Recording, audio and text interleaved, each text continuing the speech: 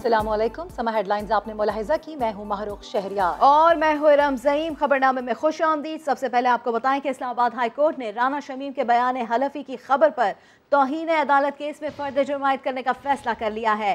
साबिक चीफ जज राना शमीम, सहाफ़ी अंसार अब्बासी, अखबार के मालिक मीर शकीलुर रहमान और एडिटर आमिर गौरी पर 7 जनवरी को फर्द जुर्म आयद की जाएगी। और आज क्या कुछ हुआ है, मजीद इस हवाले से हम बात कर लेते हैं। हमारे नुमाइंदे सोहेल रशीद ने हमारा साथ दिया है। सोहेल, बताइएगा आज पूरी कार्रवाई से मुताल्लिक क्या अपडेट करेंगे आप?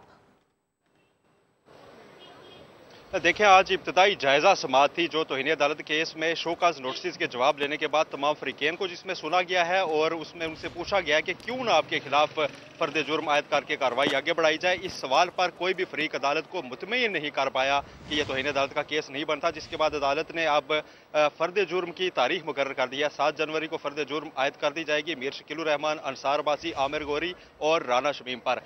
दूसरी अहम पेशरफ्त आज के केस में जो सामने आई वो लंदन से मौसूल जो असल बयान हल्फी था राना शमीम का, उसको अदालत में खोला गया है। राना शमीम को ही वो दिया गया था, उन्होंने उसे खोला, जिसके बाद उन्होंने उसे देखकर यह तस्दीक की कि यह वही बयान हल्फी है जो उन्होंने लंदन में दिया था। इस पर अटार्नी जनरल ने यह एतराज़ जरूर उठाया और ये कहा कि इन्होंने अपने तहरीरी जवाब में यह कहा था कि वो बयान हल्फी सील है जो अपने नवासे को उन्होंने वहाँ पर दे रखा है, लेकिन इस बयान हल्फी पर ऐसी कोई भी पर्सनल सील इनकी मौजूद नहीं है। सिर्फ एक जो कुरियर कंपनी है DHL, उसकी सील ही मौजूद है जो कि प्राइवेट यूज़ में नहीं हो सकती। लिहाजा अटार्नी जनरल ने अदालत से वो लिफाफे भी मांग लिए हैं ताकि हम इंक्वायरी कर सकें। उनका ये कहना था लंदन में कि क्या प्राइवेट आदमी उस चीज़ को इस्तेमाल कर सकता है और क्या इनकी ये डॉक्यूमेंट सील था या नहीं। इस मौके पर अंसार अब्बासी ने भी रोस्टम पर आकर तरदीद की है राना शमीम के मौक़िफ़ की वाज़ेह अल्फाज में और ये कहा कि ऐसा कोई भी खुफिया दस्तावेज नहीं थी और मेरे साथ इनकी गुफ्तगू हुई थी राना शमीम की स्टोरी छपने से एक दिन पहले, जिसे शायद राना शमीम बोल रहे हैं और अब उसको बताना नहीं चाह रहे। तमाम फरीकैन को सुना गया, जिसके बाद फर्द जुर्म की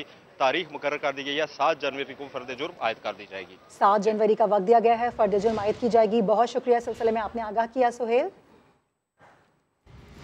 और हलफनामा जमा कराते वक्त मैं अकेला था, नवाज शरीफ मेरे साथ नहीं थे। अदालत में पेशी के मौके पर राना शमीम की मीडिया टॉक। कहा जो इल्जाम लगा रहे हैं उन्हीं से पूछें। राणा साहब, जो कहा जा रहा है कि आपने जो मियां साहब के साथ बैठ के ये हल्फनामा दिया, इसमें कितनी सदाकत है? आप कोई इस पे कमेंट करेंगे? जिन्होंने काम से पूछे ना, मैं आपने अकेले ये हल्फनामा दिया था? बिल्कुल। जबकि दूसरी जानिब सहाफ़ी इरफान हाशमी का कहना है कि राना शमीम के बयान हलफी पर कहाँ दस्तखत हुए और उसके सबूत मौजूद है। अगर अदालत ने सबूत मांगे तो पेश करने को तैयार हूँ। इरफान हाशमी ने मजीद बताया कि खबर के बाद उन्हें शदीद दबाव का सामना रहा। पैगाम रिकॉर्ड करा दिया है, अगर उन्हें कुछ हुआ तो कौन लोग जिम्मेदार होंगे। राना शमीम ने हल्फनामे पर नवाज शरीफ के दफ्तर में दस्तखत किए। तहलका खेज खबर देने वाले सहाफी इरफान हाशमी को दबाव का सामना। प्रोग्राम 7 से 8 में इंकशाफ। प्रेशर बहुत ज्यादा है और मैंने जिस दिन से मेरे पास ये एविडेंसेस हैं, I left a note somewhere कि अगर कल को कुछ होता है और किसी किस्म की कहीं पर कोई बात होती है, तो मैंने बाकायदा अपनी तहरीर भी रख ली है और मैंने अपना जो मैसेज है वो भी रिकॉर्ड करवा दी है कि who will be responsible for this और कौन लोग इसके जिम्मेदार होंगे। इससे कबल प्रोग्राम नया दिन में इरफान हाशमी का कहना था कि उनके पास अपनी खबर के शवाहिद मौजूद हैं।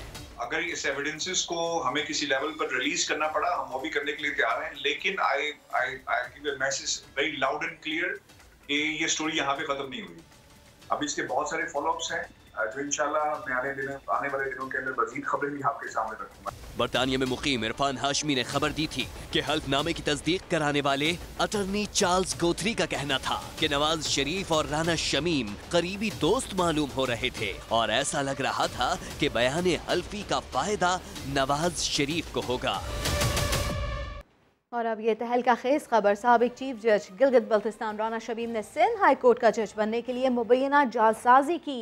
मुबैना तौर पर उम्र छुपाई साबिक chief justice Sindh high court Anwar Zaheer Jamali का उस वक्त के गवर्नर डॉक्टर इशरतुल इबाद को लिखा गया खत, अहम खत समा ने हासिल कर लिया। ये रिपोर्ट देखिए। साबिक चीफ जज गिलगित बल्तिस्तान राना शमीम पर एक और इल्जाम सामने आ गया। राना शमीम ने सिंध हाई कोर्ट का एडिशनल जज बनने के लिए मुबैना जालसाजी की, अपनी उम्र छुपाई। साबिक chief justice Sindh high court Anwar Zaheer Jamali का उस वक्त के गवर्नर डॉक्टर इशरतुल इबाद को लिखा गया अहम खत समा ने हासिल कर लिया। खत में लिखा गया है कि सिंध बार काउंसिल के रिकॉर्ड के मुताबिक जज बनते वक्त राना शमीम की उम्र 62 साल से जायद हो चुकी थी, लेकिन राना शमीम ने बार काउंसिल के रिकॉर्ड में अपनी पैदाइश का साल 1946 से बदलकर 1950 कराया। खत में जस्टिस अनवर ज़हीर जमाली ने राना शमीम को मुस्तकिल जज बनाने की तजवीज भी मुस्तरद कर दी थी। खत में लिखा गया कि राना शमीम हाई कोर्ट के जज बनने की अहलियत नहीं रखते। राना शमीम के बेटे और वकील राना हसन ने इल्जामात मुस्तरद कर दिए। उन्होंने कोर्ट का ऑर्डर है, कोर्ट की डिक्री है, उसके बाद जाके वो चेंज हुई थी। करेक्शन ऑफ डेट का एक तरीका है लॉ में, you approach the civil court. Civil court को तो उन्होंने अप्रोच किया है, तो फिर इसमें उनके खिलाफ तो ये केस बनाया गया था उनको जब जज हटा रहा था सिंध हाई कोर्ट से, क्योंकि वो लोगों की बातें नहीं मांगते थे, डिक्टेशन नहीं लेते थे। अब मैं किसका नाम लूं? राना हसन ने मजीद कहा कि वालिद के मुखालिफ लॉबी ने ही उनको कंफर्म नहीं होने दिया था। खबर यह है कि वज़ीर आज़म इमरान खान की ज़ेर सदारत वफाकी काबीना का इजलास शुरू हो गया है। इजलास में पहली कौमी सलामती पॉलिसी की मंजूरी मुतवक्के है। बात करेंगे अब्बास शब्बीर हमारे साथ हैं, उनसे। अब्बास बताइएगा इससे मुताल्लिक क्या अपडेट्स हैं आपके पास?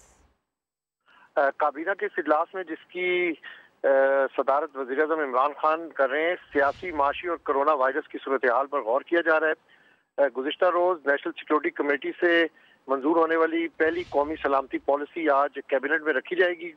आज कैबिनेट को ईवीएम और आई वोटिंग की पेशरफ पर ब्रीफिंग दी जाएगी, जबकि काबीना में हाउस बिल्डिंग फाइनेंस कंपनी के बोर्ड ऑफ डायरेक्टर्स की तैनाती की मंजूरी दी जाएगी। Monitoring and physical policies coordination board में नामवर इकोनॉमिक जो इकोनॉमिस्ट हैं उनकी नामजदगी की मंजूरी आज एजेंडे में शामिल है, जबकि काबीना इजलास में पैमरा के फुल एग्जीक्यूटिव मेंबर की तैनाती की मंजूरी भी दी जाएगी। ठीक है अब्बास, बहुत शुक्रिया आपका तफसीलात देने के लिए। और सुप्रीम कोर्ट कराची रजिस्ट्री में हिल पार्क की ज़मीन पर गैर कानूनी तामीरात के मामले की समाअत हुई। चीफ जस्टिस ने रिमार्क दिए, जो मुट्ठी गर्म करे उसे प्लॉट मिल जाता है, सारा हिसाब देना होगा। ये सवाल किया गया चीफ जस्टिस की जानिब से कि इंतज़ामिया कैसे मास्टर प्लान से हटकर प्लॉटिंग कर सकती है, कितनी ज़मीन अलॉट की आपने। सेक्रेटरी PCHS से इस्तफसार किया गया, सारा हिसाब देना होगा, सोच समझ कर जवाब दे। अभी इन सब के खिलाफ FIR का हुक्म देते हैं, जिसका दिल चाहे प्लॉट्स अलॉट करता रहेगा, ऐसा सवाल किया गया अदालत की जानिब से। बकिया घरों रावल मस्जिद के निदाम से मुतालिक रिपोर्ट पेश करने की भी अदालत की जानिब से हिदायत की गई है। तो कराची हिल पार्क की ज़मीन पर गैर कानूनी तामीरात का ये मामला, और ऐसे में अदालत की जानिब से ये कहा गया है कि जो मुट्ठी गर्म करे उसे प्लॉट मिल जाता है। और उन्होंने ये भी कहा कि कितनी ज़मीन अलॉट की आपने, ये सवाल किया गया और सारा हिसाब देना होगा, सोच समझ कर जवाब दे। चीफ जस्टिस की जानिब से ऐसा कहा गया। एक और अदालती खबर आपसे शेयर करें। सुप्रीम कोर्ट के हुक्म पर नस्ला टार केस में सिंध बिल्डिंग कंट्रोल अथॉरिटी के अफसरान के खिलाफ मुकदमा दर्ज कर लिया गया है। ये मुकदमा थाना फिरोजाबाद थाने में दर्ज किया गया है। क्या तफसीलात हैं इसकी, बात कर लेते हैं अपने नुमाइंदे शाहनवाज अली कादरी से। शाहनवाज बताइएगा इस हवाले से। देखिए, बिल्कुल गुज़िश्ता रोज मौजूद अदालत ने एक हुक्म दिया था कि जो नस्ला टावर के इब्तिदा से लेकर इंतहा तक जो अफसरान इसमें मुलविस हैं उनके खिलाफ मुकदमा दर्ज किया जाए। तो अब अदालती अहकाम पर फिरोजाबाद थाने में सरकार की मुकदमे में मुकदमा दर्ज कर लिया गया है। जो हमारे अफसरान से बात ये बताते हैं कि महकमा जात के अफसरान के खिलाफ ये मुकदमा दर्ज किया गया है, उनके नाम शामिल नहीं किए गए और किसी भी अफसर का नाम मुकदमे में वाज़ेह तौर पर नहीं लिखा गया, क्योंकि इस वक्त मालूम नहीं था कि इनके अफसरान कौन थे। मुकदमे में इख्तियारात से तजावुज़ात और जालसाजी और उसके दीगर जो दफात शामिल की गई हैं।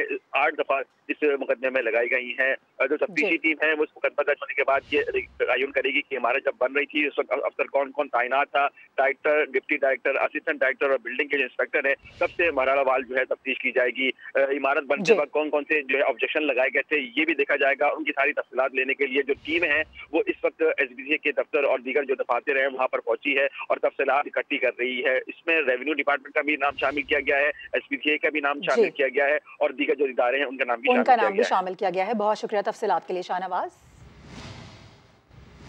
कराची के साइट एरिया में फैक्ट्री में आग लगने से लाखों रुपए मालियत का सामान जल गया। फैक्ट्री बंद होने के बाद कोई जानी नुकसान नहीं हुआ। ये रिपोर्ट देखिए। कराची साइट एरिया सिमंस चौरंगी के करीब सुबह 6 बजे गारमेंट्स फैक्ट्री के गोदाम में अचानक आग भड़क उठी, जिसने देखते ही देखते वसी और अरीज गोदाम में मौजूद कपड़ों और दीगर सामान को लपेट में ले लिया। रात के औकात में फैक्ट्री बंद होने के बायस खुशकिस्मती से कोई जानी नुकसान नहीं हुआ। फैक्ट्री मुलाजमीन के मुताबिक कंपाउंड में 6 से 7 फैक्ट्रियां मौजूद हैं। अंदर कोई नहीं थे, अंदर सिर्फ 2 चौकीदार थे जो नीचे उतर गए थे फौरन उसी टाइम पे। 5-6 बजे के टाइम पे गार्ड बता रहे हैं कि यहाँ पे आग लगी है। तो हम लोग तो अपनी ड्यूटी पर आए थे, जैसे हमने देखा कि आग लगी हुई है तो हम लोग सब आग बुझाने में लग गए। फायर ब्रिगेड की 8 गाड़ियों और एक बाउजर ने 5 घंटे की जिद्दोजहद के बाद आग पर काबू पाया। कैमरामैन शाहिद बलोच के साथ शाहनवाज कादरी, समा, कराची।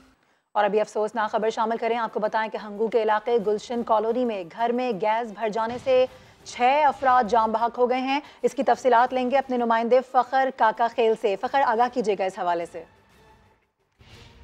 तिहाई अफसोसनाक हादसा हंगू की नवाही इलाका गुलशन कॉलोनी में पेश आया है, जहां पर कमरे में गैस भर जाने से कमरे में मौजूद एक ही खानदान के 3 बच्चों समेत 6 अफराद दम घुटने से जाम बहक हो गए हैं, जिसमें घर के सरबराह नादिर खान, उनकी बीवी और उनकी बेटी और 3 नवासे शामिल हैं। रेस्क्यू 1122 के मुताबिक खानदान के अफराद रात को गैस हीटर लगाकर सोए हुए थे और रात को किसी वक्त गैस लोड शेडिंग के बाद कमरे में गैस भर गया, जिसकी वजह से ये हादसा पेश आया। हादसे के फौरन बाद रेस्क्यू 1122 की जो टीमें हैं वो मौके पर पहुंच गई और डेड बॉडीज को DHQ अस्पताल पहुंचा दिया गया, और उसके बाद पोस्टमार्टम के बाद जो डेड बॉडीज है वो वर्षा के हवाले कर दिए। जी ठीक है, बहुत शुक्रिया आपका तफसीलात के लिए। और अभी खबर यह है कि लाहौर के इलाके बरकी में 3 मुसल्लह डाकुओं की मार्केट में लूटमार, CCTV फुटेज सामने आ गई है। अपने नाजरीन को बताएं कि लाहौर में डाकुओं ने डिपार्टमेंटल स्टोर लूट लिया है। वारदात की CCTV फुटेज समा की टेलीविजन स्क्रीन पर भी मुलाहिजा की जा सकती है। डाकुओं ने ग्राहकों से भी लूटमार की है। पुलिस की जानिब से बताया गया है कि मार्ट के मालिक की मुद्दत में ये मुकदमा दर्ज कर लिया गया है। जहांगीर खान हमारे साथ मौजूद है, उनसे बात करेंगे। जहांगीर, क्या देखा जा सकता है इस फुटेज में मजीद? 21 दिसंबर को बरकी थाना की हदूद में डकैती की वारदात एक डिपार्टमेंटल स्टोर में हुई है, जिसमें अब इसकी फुटेज सामने है और वाज़ेह तौर पर देखा जा सकता है कि 3 मुल्जिमान ने ये डकैती की वारदात की है, जिनमें से 2 डाकू जो हैं वो मार्ट के अंदर दाखिल हुए, जबकि इनका तीसरा साथी बाहर इंतजार करता रहा। जदीद असलहा था इन डाकुओं के पास और इन्होंने ना सिर्फ मार्ट से जो है वो कैश लूटा है, बल्कि जो कस्टमर्स वहाँ पे खड़े हुए थे उनसे भी लूटमार की है। पुलिस का ये कहना है कि मार्ट के मालिक की मुद्दत में मुकदमा दर्ज कर लिया गया है। मुल्जिमान के चेहरे इस फुटेज में वाज़ेह नहीं है, लेकिन इनकी गिरफ्तारी की कोशिश शुरू कर दी गई है और अब तक जो है इनमें से किसी भी मुल्जिम को ट्रेस में गिरफ्तार नहीं किया जा सका। ठीक है, बहुत शुक्रिया आपका जहांगीर। और अब बात करेंगे ठंडे ठार मौसम की। एबटाबाद, नथिया गली, अयूबिया, ठंडियानी में 2 रोज से जारी बर्फबारी का सिलसिला थम चुका है। बर्फबारी के बाद गलियात ने सफेद चादर ओढ़ ली है। कई देहात की राब्ता सड़कें बंद है। ठंडे ठार मौसम पर एक नजर इस रिपोर्ट में। बालाई मुल्क पर बर्फ का मौसम छाया है। मलका कोहिसार, मरी, नथिया गली, अयूबिया और ठंडियानी में 2 रोज से जारी बर्फबारी थम चुकी है। गलियात के मनाजिर सफेद पड़ चुके हैं। एबटाबाद में कई देहात तक जाने वाले रास्ते बंद हो चुके हैं। मरी रोड पर बर्फ हटाने का काम किया जा रहा है। इंतजामिया ने खबरदार किया है कि लोग सूरज डूबने के बाद और सुबह सवेरे घूमने फिरने से गुरेज करें। आज़ाद कश्मीर में भी बर्फबारी धीमी पड़ चुकी है। सर्दी बहुत बढ़ चुकी है। वादी नीलम और मुजफ्फराबाद में आज मौसम खुशगवार रहेगा। धूप निकलने का इम्कान है। आज़ाद कश्मीर के बालाई इलाकों में शदीद बर्फबारी के बाद धूप निकल आई है। बर्फ से ढकी वादियों में मौसम खुशगवार हो गया है। इसी हवाले से बात करते हैं अपने नुमाइंदे अमीरुद्दीन मुगल से। अमीरुद्दीन, बताइएगा कैसा मौसम है? जी बिल्कुल, आज़ाद कश्मीर में शदीद बर्फ़बारी के बाद अब मौसम खुशगवार हो गया है। गुज़श्ता रात शदीद सर्दी थी, लेकिन आज जब धूप निकली है उसके बाद सर्दी ख़त्म होकर रह गई है। मौसम खुशगवार है और लोग भी वादी नीलम में अपने काम काज की गर्ज से अपने घरों से निकल आए हैं और चारों तरफ जो वादी नीलम के पहाड़ हैं बर्फ़ से ढके हुए हैं और खुशगवार जो है मौसम है और ख़ूबसूरत नज़ारे हैं। यही वजह है कि सयाह भी बड़ी तादाद में आ रहे हैं वादी नीलम के सियाती इलाकों में।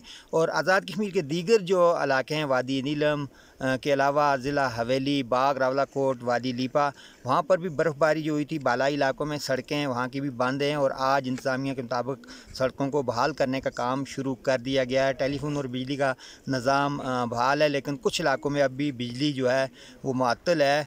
अमीरुद्दीन मुगल अपडेट कर रहे थे। कराची में ठंडी ठार हवाएं चलने से मौसम औसम हुआ तो स्टार ट्रेडर शाहिद खान आफरीदी ने भी खूब एंजॉय किया। बूम बूम आफरीदी ने ट्वीट किया, कराची वालों मौसम एंजॉय करो। शाहिद आफरीदी ने पहले घर से ही दिलकश मौसम का नज़ारा किया, फिर ड्राइविंग के लिए निकल पड़े। लाला ने तस्वीर ट्विटर पर शेयर की। और सैर व तफरीह के दीवानों के लिए अच्छी खबर यह है कि शदीद बर्फबारी में भी अब वादी कागान बंद नहीं होगी। सयाहों के लिए खुसूसी इंतजाम किए जा रहे हैं। मोहम्मद फहीम की रिपोर्ट में आपको दिखाते हैं। मानसेरा की जन्नत नजीर वादी कागान कुदरत का हसीन तोहफा। हर साल लाखों सयाह गर्मियों में यहाँ का रुख करते हैं, जिससे मुकामी लोगों को रोजगार भी मिलता है। लेकिन सीजन के इख्तिताम पर रोजगार के मौके भी कम हो जाते हैं। सयाहों की पूरा साल इन इलाकों में आमदोरफ्त जारी रखने के लिए हुकूमत ने सरमाई सयाहत के फरोग के लिए इकदाम शुरू कर रखे हैं। कागान डेवलपमेंट अथॉरिटी शाहराह कागान पर आमदोरफ्त बहाल रखने के लिए मसरूफ रहती है, ताकि बर्फबारी के दौरान भी यहाँ लोग आ सकें। विंटर टूरिज्म में इस मरतबा हम स्कीइंग का दोबारा इनिशिएटिव ले रहे हैं और लोकल्स को इसमें हम इनवाइट कर रहे हैं कि जो लोकल यहाँ पे क्लब्स हैं वो भी आ जाएं। सरमाई सेहत के फरोग के लिए कागान डेवलपमेंट अथॉरिटी के इकदाम को होटल्स मालकान ने भी सराहा है। हमारी तरफ से होटल एसोसिएशन या होटलियर्स की हैसियत से हमारी तरफ से फुल कोऑपरेशन रहेगा और ताकि इलाका डेवलप हो और रोजगार के मौके पैदा हो। खूबसूरत वादी में सरमाई खेलों के इनेकाद से गैर मुल्की सयाहों को इन इलाकों की तरफ राग़िब करके भारी ज़र मुबादला कमाया जा सकता है। मोहम्मद फहीम, समा, मानसेरा। और अब आपको बताएं कि रहीम यार खान में गुलन माइनर नहर में 50 फीट चौड़ा शगाफ पड़ गया है। सैकड़ों एकड़ ज़रई ज़मीन ज़ेर-ए-आब आ गई है। बात कर लेते हैं इमरान आसिफ नियाजी से। इमरान, बताइएगा सूरत हाल। जी बिल्कुल, ये इलाका है 195 चक के करीब गुलन माइनर है, जिसमें 50 फुट चौड़ा जो है वो शगाफ पड़ गया है। शगाफ पड़ने के बाद सैकड़ों एकड़ अराजी जो है वो ज़ेर-ए-आब आ गई है। पानी जो है इस वक्त फसलों में दाखिल हो चुका है, जिससे जो है गंदम और जो कमाद है उसकी फसल ज़ेर-ए-आब आ गई है। इसे 2 घंटे के करीब इस शगाफ को हो चुके हैं। महकमा अनहार को इसकी बर वक्त इतला दी गई थी, लेकिन इस शगाफ को पुर करने के लिए अभी तक महकमा अनहार की कोई टीम यहाँ पर नहीं पहुँच सकी है। इलाका मकीन अपनी मदद आपके तहत इस शगाफ को पुर करने में मसरूफ हैं। बहुत शुक्रिया इमरान आसिफ आपका। लाहौर में ओमिक्रॉन का पहला केस रिपोर्ट होने का मामला। महकमा सेहत ने मरीज के साथ राब्ते में रहने वाले अफराद को ट्रेस कर लिया है। बात कर लेते हैं दानियाल उमर से। दानियाल, आगाह कीजिए इस बारे में। देखिए, महकमा सेहत पंजाब के मुताबिक गुज़श्ता रोज एक ओमिक्रॉन का केस रिपोर्ट हुआ था, जो कि NIH इस्लामाबाद ने कंफर्म किया था। और अब जो उस मरीज के साथ राब्ते में रहने वाले अफराद हैं उनको भी ट्रेस कर लिया गया है। 50 से ज्यादा अफराद हैं जिनके कोरोना टेस्ट किए गए हैं, लेकिन मरीज से राब्ते में रहने वाले किसी भी अफराद में कोरोना वायरस की तस्दीक जो है वो नहीं हुई है। ये उसके रिश्तेदार और मोहल्लेदार हैं, जो कि गुलबर्ग का ये 23 साल रिहायशी है, जिनके टेस्ट किए गए हैं। ये मरीज चंद दिन कबल सिंध से वापस लाहौर आया था, जबकि इसने बैरून मुल्क कोई भी सफर नहीं किया। ये कहना है महकमा सेहत पंजाब का। जी बहुत शुक्रिया दानियाल उमर आपका। और कॉमनवेल्थ गेम्स की मशल का कराची में सफ़र शुरू हो गया। सिंध मदरसतुल इस्लाम में तकरीब मुनाकिद की गई। तकरीब में वर्ल्ड चैंपियन रेसलर इनाम भट्ट और ओलंपियन अरशद नदीम समेत दीगर शरीक थे। कॉमनवेल्थ गेम्स की मशल मज़ार कायद ले जाई जाएगी, जहाँ से वज़ीर आला सिंध मुराद अली शाह के हवाले किया जाएगा। 7 सितंबर को बर्मिंघम से सफ़र का आगाज़ करने वाली मशल 268 रोज़ में 72 मुल्कों का सफ़र करेगी। खबरों में आगे दिखाएंगे बिलावल के शिकवे शिकायत।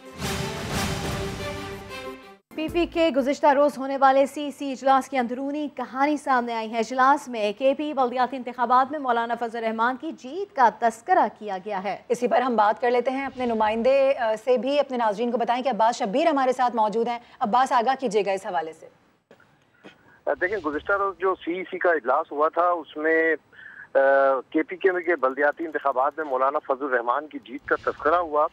बिलावल भुट्टो जरदारी ने कहा कि मौलाना फजल रहमान ने जैसे इत्तेहाद किया, PDM को इस्तेमाल किया, PPP को भी ऐसे ही करना चाहिए था। उन्होंने PDM का प्लेटफॉर्म इस्तेमाल किया। KP में बल्दियाती इंतखाबात के दूसरे मरहले पर तवज्जो दी जाए, बिलावल भुट्टो जरदारी की तरफ से हिदायत की गई है। उस CEC मीटिंग में KP से ताल्लुक रखने वाले कुछ अहदेदारों ने पार्टी से वफादारी ना करने वालों का इशारा भी किया और कहा कि कुछ लोगों ने पार्टी से वफादारी नहीं की, जिसकी वजह से पार्टी को नुकसान हुआ बल्दियाती इंतखाबात में। बिलावल भुट्टो ने उस पर कहा कि इलेक्शन से पहले ऐसे लोगों की निशानदेही जरूरी थी। अगली CEC 5 जनवरी को तलब की गई है, जिसमें मुख्तलिफ और अमूर पर मशावरत होगी। ताहम उस इजलास में मौलाना फजल रहमान की जीत का तस्करा किया। बिलावल भुट्टो ने कहा कि मौलाना फजल रहमान ने जैसे इत्तेहाद किया, पीपल्स पार्टी सबको वैसे ही करना चाहिए। ठीक है, बहुत शुक्रिया, सिलसिले में आपने आगाह किया। गढ़ी खुदा बख्श के मैदान से बिलावल भुट्टो ने सिर्फ PTI हुकूमत को ही नहीं बल्कि PDM के पुराने दोस्तों को भी निशाना बनाया। मौलाना फजल रहमान की खैबर पख्तूनख्वा में जीत पर भी तंज किया। बिलावल फजल रहमान के माजी की कुर्बत से हालिया दूरी तक। सारा हाल जानिए इस रिपोर्ट में। अपने इस्तीफे ये पड़े तुम्हारे इस्तीफे हमारा एटम बम है। ये नहीं कहा गया ये लास्ट ऑप्शन होगा एटम बम की तरह। यही बातें याद आई होंगी जो बिलावल की आंखों में अचानक गुस्सा उतर आया और पुराने दोस्तों के लिए अल्फाज शोला बन गए। जो इस्तीफा देने के हक में थे, जो इलेक्शन ना लड़ने के हक में थे, वो भी इलेक्शन के मजा कर रहे हैं। बिलावल ने मौलाना फजल रहमान का साथ तो छोड़ दिया, मगर मौलाना की खैबर फतह पर वो जरा खुश नहीं लगते। जो इलेक्शन ना लड़ने के हक में थे, हम कभी कार्ड छुपाएंगे, कभी कार्ड दिखाएंगे और तुम जलते रहोगे। इलेक्शन के मजा कर रहे हैं। हम पाकिस्तान को इनसे बेहतर चलाएंगे। वो जिनमें कुर्बतो मोहब्बत हुआ करती थी, अब वो मुकाबले को तैयार बैठे हैं। मुकाबला करने को तैयार है। जो लोग शरीके साजिश थे, हम नाम भी उनका कैसे लें। कुछ उनमें दोस्त पुराने थे, कुछ बाइज्जत हमसाए। इस सूरत हाल पर यही कहा जा सकता है कि मौलाना और बिलावल में अब खुलकर लड़ाई हो गई है।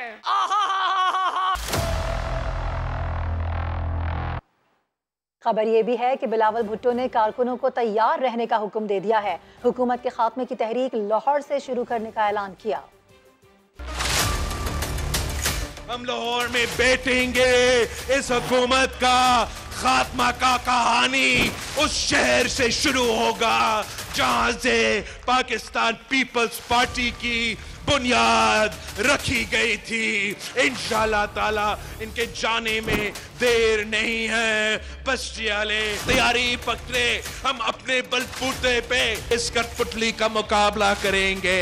और अगर कोई जमात है जो इस कठपुतली को उठाकर बाहर फेंक सकती है, वो पाकिस्तान पीपल्स पार्टी है। कभी कोई आरओ इलेक्शन तो कभी कोई आरटीएस का इलेक्शन, कभी किसी चौधरी को इस्तेमाल किया गया तो कभी किसी निसार को इस्तेमाल किया गया। आपने ये डील का रात टीवी पे सुना होगा। ये वही शक्लें थे, ये वही कलम थे जो 27 दिसंबर 2007 का सुबह शहीद मोहतरमा बेनजीर भुट्टो पर इल्जाम लगाते थे कि शहीद बीबी डील कर रही थी। पाकिस्तान पीपल्स पार्टी डील की सियासत में यकीन नहीं रखती है। जो छुप छुप के डील के सियासत करते हैं, उनका शहीदों का कब्रिस्तान नहीं होता है। मौमन खुसूसी शहबाज गिल का बिलावल भुट्टो को जवाब। कहा बरसाती मौसम में बाहर निकलने वालों को नाकामी के सिवा कुछ नहीं मिलेगा। तहरीक इंसाफ आईनी तरीके से हुकूमत में आई, हम डीले देते हैं ना डीले करते हैं। आइंदा हुकूमत भी तहरीक इंसाफ की होगी। प्रोग्राम आवाज़ में उन्होंने मजीद क्या कहा, आइए देख लेते हैं। ये वो लोग हैं जो खाते तो चने हैं लेकिन डकार बादामों के मारते हैं, क्योंकि ये फेक लोग हैं। इन्होंने हर चीज़ जो है वो किसी न किसी तरह से उसमें झूठ शामिल करना होता है। आपने देखा होगा कि कई दफ़ा हब्स हो जाए ना ज़्यादा बारिश से पहले, तो बहुत सारे कीड़े मकोड़े बिलों से निकल आते हैं। भाई इसका मतलब ये नहीं होता कि जब बारिश होनी है तो सारा पानी उन्होंने पी जाना है। इसका मतलब ये नहीं होता कि उसके बाद उन्होंने दुनिया के ऊपर हुकूमत शुरू कर देनी है। वो सारे जो कीड़े मकोड़े बाहर निकलते हैं, वो तो एक अलामत होती है उस टाइम के एनवायरनमेंट की कि वो भाग दौड़ कर रहे होते हैं। तो बारिश जब होती है तो आपको फिर भी उनका नामो निशान नजर नहीं आता। मुझे जब अगला बताइएगा, बारिश से मेरी मुराद है, तो आपको दोबारा नजर आएंगे। हम अपने आईनी तरीके से काम कर रहे हैं, जो हमें मैंडेट मिला उसके साथ काम कर रहे हैं। ना हम डीलें देते हैं ना डीलें लेते हैं। और अब आपको बताएं कि वज़ीर आला पंजाब उस्मान बुज़दार ने लाहौर में अब्दुल सत्तार एडी अंडरपास का इफ्तिताह कर दिया है। इसी पर रिपोर्ट कर रहे हैं मोहसिन बिलाल। लाहौर में एक और मंसूबे का इफ्तिताह। वजीर आला ने अंडरपास को अब्दुल सत्तार ईडी के नाम से मंसूब किया और कहा कि मंसूबे से आम लोगों के साथ साथ 4 बड़ी अस्पतालों को जाने वाले अफराद खास तौर पर फायदा उठाएंगे। और डेवलपमेंट अथॉरिटी जो अपने मंसूबे एग्जीक्यूट करने जा रही है, वो बहुत बड़े मंसूबे हैं। एलिवेटेड एक्सप्रेस वे, जिस पर तकरीबन 50 अरब रुपए लागत आएगी। उस्मान बुज़दार ने पिछली हुकूमत के मंसूबों को तनकीद का निशाना भी बनाया। नवाज शरीफ की वापसी के हवाले से बोले, कोई आए या जाए, इससे कानून के मुताबिक सलूक किया जाएगा। हर किसी के साथ कानून के मुताबिक अमल किया जाएगा, जो उस मुल्क का कानून है। तो जो भी आना चाहे या कोई जाना चाहे, कानून के मुताबिक ही अमल होगा हर किसी के साथ। वजीर आला का कहना था कि खैबर पख्तूनख्वा के बल्दियाती इंतखाबात में गलतियां हुई। पंजाब में बल्दियाती इलेक्शन से आवाम को बराह रास्त फायदा होगा। कैमरामैन नदीम कासिम के साथ मोहसिन बिलाल, समा, लाहौर। सीडीए लेबर यूनियन का इस्लामाबाद लोकल गवर्नमेंट ऑर्डिनेंस के खिलाफ एहतजाज। मुलाजिमीन रैली की सूरत में आपारा चौक पहुंच गए। बात कर लेते हैं समा की नुमाइंदा अरहम खान से। अरहम, क्या कह रहे हैं मुजाहिरीन? सीडीए मजदूर यूनियन इस वक्त सरापा एहतजाज इस्लामाबाद के अपारा चौक में, और ये हुकूमत मुखालिफ यहाँ पर नारेबाजी की जा रही है और कहा जा रहा है कि सदारती लोकल ऑर्डिनेंस नामंजूर है, उसे फिलफोर वापस लिया जाए। और मुजाहिरीन जो हैं उनका भी यही कहना है कि सदारती लोकल ऑर्डिनेंस के तहत जो सीडीए के बेशतर महकमे हैं वो एमसीआई के अंदर चले जाएंगे। और बाज़ वक़्त ऐसा होता है कि मेयर जो है वो हुकूमत का अगर नहीं आता और वफाकी हुकूमत एमसीआई को ग्रांट में उनकी टसलबाजी शुरू हो जाती है, तो उसकी वजह से भी हमारी तनख्वाहें, पे और जो दीगर मराहत हैं उसके ऊपर असर अंदाज होगा। पहले भी जो टेन्योर गुजरा एमसीआई का वो भी कुछ खास अच्छा नहीं था। एमसीआई के पास कोई पैसे नहीं थे, तो वो हमारे पैसे किस तरीके से, हमारी तनख्वाहें किस तरह से अदा करेंगे। कुछ दिनों पहले असातिज़ा भी लोकल गवर्नमेंट ऑर्डिनेंस की वजह से एहतजाज कर रहे थे। आज जो है सीडीए की लेबर यूनियन वो भी सड़कों पर निकल आई है और वो यही कह रहे हैं कि 15,000 जो मुलाजमीन हैं सीडीए के, उनका मुस्तकबिल दाव पर लग गया है। हुकूमत को ये जो ऑर्डिनेंस है इसे वापस लेना चाहिए। जी। और लाहौर में मौसम ने ऐसी करवट बदली कि स्मोक की छुट्टी हो गई। खिले खिले मौसम पर आपको दिखाते हैं शाहीन मशाल की रिपोर्ट। मौसम का मिजाज बदल गया है। लाहौर में धुंध ने चादर समेट ली है। मंजर सारे निखर गए हैं। मास्क, ग्लासेस सब उतर गए हैं। सर्द हवाओं के मौसम में रंग बिरंगे फूलों का रूप भी लौट आया है। हम 4 से 5 दिनों बाद घर से निकले हैं और स्मोक और फॉग की वजह से हम बहुत परेशान थे। आज हमें बहुत मज़ा आ रहा है, धूप भी है। सूरज ने भी मुखड़ा दिखलाया, नीला आसमान परिंदों से भर आया। बागों में शहरी भी कहते हैं वाह क्या मौसम आया है। वॉक करने भी आए हैं, एंजॉय हो रहा है बहुत ज़्यादा, धूप भी है और अच्छा मौसम है। अपनी सिस्टर के साथ आई हूँ, आज हम लोग घूमने आए हैं। हमने कहा चलो आज बाहर चलते हैं, तो आज हम लोग देखते हैं कि एक धूप निकली है, चलो थोड़ी सी धूप भी सेक लेंगे। मौसम का हाल बताने वाले कहते हैं बारिश का इम्कान नहीं और पारा 15 डिग्री है। मौसम की बदली हुई रुत ने जिंदगी को एक नए गियर में डाल दिया है, जहाँ ना फोग है ना स्मोक, बल्कि रंग बहारों का हर सू गुलशन में लहराया है। कैमरामैन अजहर इकबाल के साथ शाहीन मिशाल, समा, लाहौर। और जाते जाते एक अहम खबर आ गई है। वज़ीर आला बलूचिस्तान के अहकामात पर वज़ारत दाखिला ने यंग डॉक्टर्स और पैरामेडिक्स के खिलाफ दर्ज FIR वापस ले ली है। बात कर लेते हैं मोहम्मद आतिफ से। जी आतिफ, आगा कीजिए। जी बिल्कुल, ये यंग डॉक्टर्स 19 यंग डॉक्टर्स हैं जिनमें 3 पैरामेडिक्स भी शामिल हैं। इन्हें गुज़िश्ता महीने 13 नवंबर को जो है वो गिरफ्तार किया गया था। इन्होंने जो है रेड जोन में धरना दिया हुआ था, जिस पर इनकी गिरफ्तारी वो अमल में आई थी। SHO की मुद्दईयत में सिविल लाइन थाने की इसमें मुद्दईयत में मुकदमा दर्ज करके इनको गिरफ्तार करके यहाँ से मुंतकिल किया गया था, जिसकी वजह से इनके साथियों ने 30 रोज से कोयटा समेत बलूचिस्तान भर के सरकारी जो अस्पताल है वहाँ पे हड़ताल की हुई थी। OPDs बंद थी, वार्ड भी बंद थे। आज जो है वज़ीर आला बलूचिस्तान ने जो डॉक्टर्स हैं उनके खिलाफ FIR वापस लेने का जो है वो अहकामात जारी कर दिए और साथ साथ हिदायत की है कि इन्हें फौरी तौर पर रिहा किया जाए। बहुत शुक्रिया मोहम्मद आतिफ आपका। फिर वक्त इतना ही। किसी भी खबर के लिए विजिट कीजिए हमारी वेबसाइट sama.tv। इसके अलावा आप हमें फेसबुक और ट्विटर पर भी ज्वाइन कर सकते हैं। एक ब्रेक के बाद आपसे मिलेंगे 1 बजे की हेडलाइंस के साथ। देखते रहिए समा।